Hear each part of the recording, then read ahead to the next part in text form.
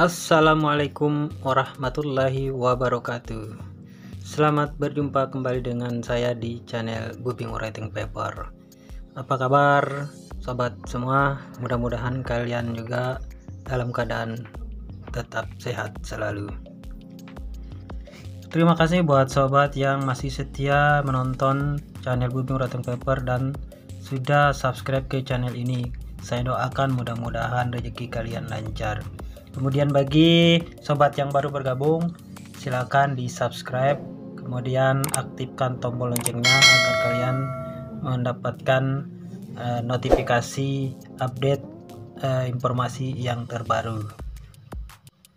Oke sahabat YouTube semua, kali ini saya akan membahas salah satu komentar dari viewer, dari penonton saya.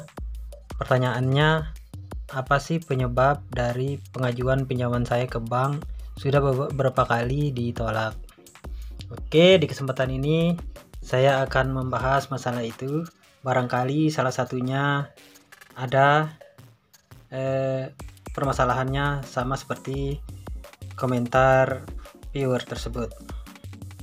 Ada berbagai macam alasan bank menolak permohonan pinjaman kita.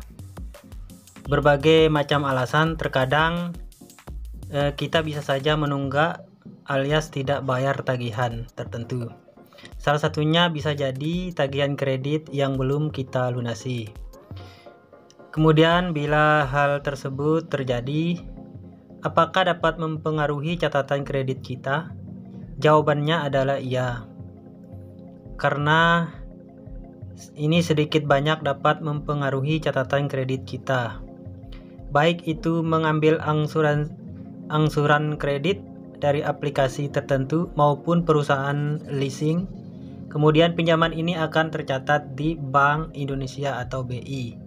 Dalam hal ini, nama kita akan tercatat pada sistem layanan informasi keuangan atau SLIK di OJK. Lalu bagaimana cara kita mengatasi hal ini? Yang dapat kita lakukan pertama kali adalah mengecek nama yang digunakan untuk berurusan dengan pihak pemberi layanan pay letter tersebut kepada pihak Bank Indonesia. Kemudian melalui SLIK kita dapat mengetahui apakah masih ada tanggungan atau kewajiban yang belum terbayarkan atau tidak. Jika masih ada yang belum terselesaikan, maka satu-satunya cara adalah kita membersihkan nama kita dengan melunasi kewajiban yang selama ini belum terselesaikan.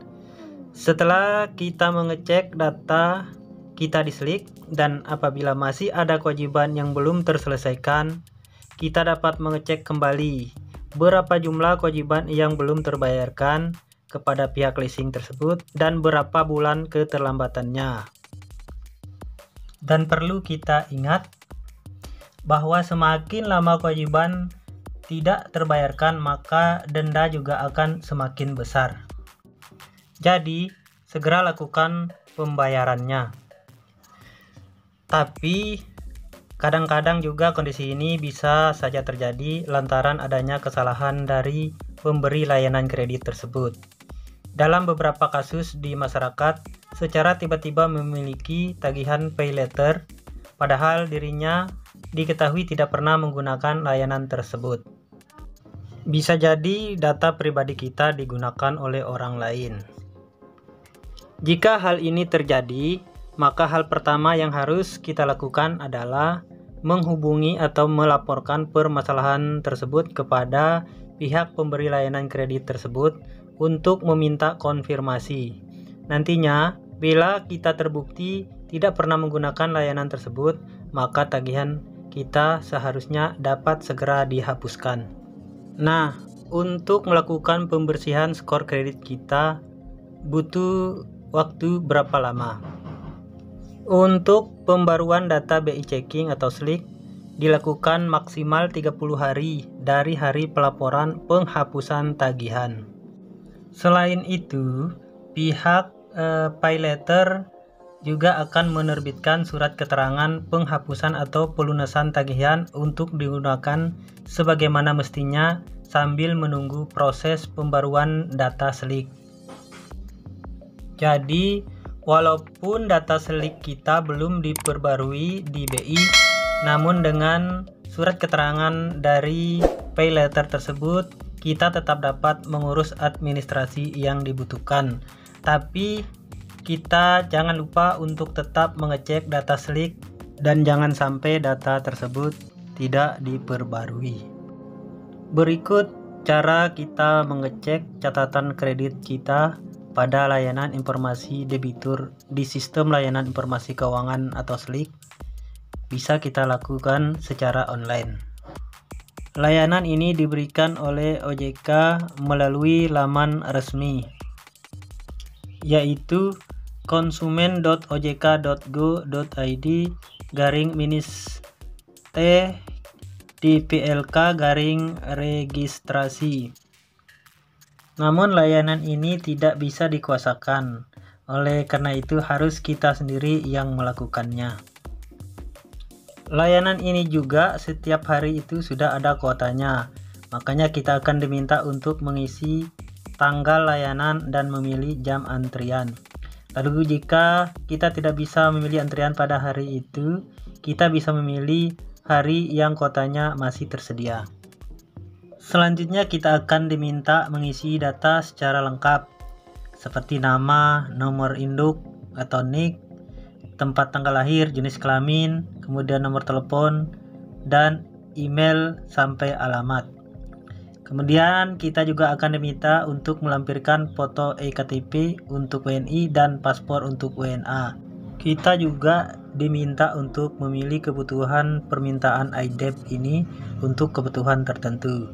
Kemudian OJK akan mengirimkan email bukti registrasi antrian online SLIC-nya. Selanjutnya tunggu OJK melakukan verifikasi data kita. Jika sudah, maka antrian hasil verifikasi ini sudah bisa didapatkan.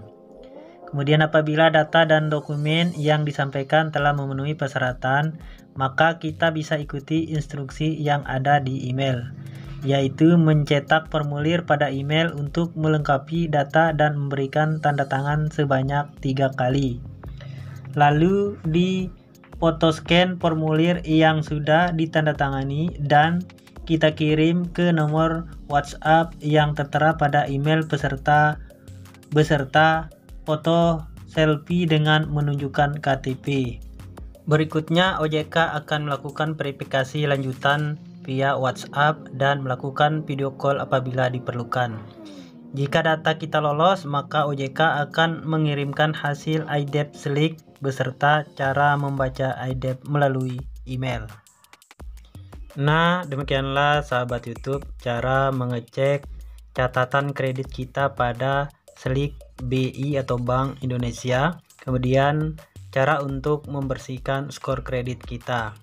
Terima kasih. Jika informasi ini berguna bagi sobat semua, silakan di subscribe, di like, dan di share. Terima kasih sudah menonton. Wassalamualaikum warahmatullahi wabarakatuh.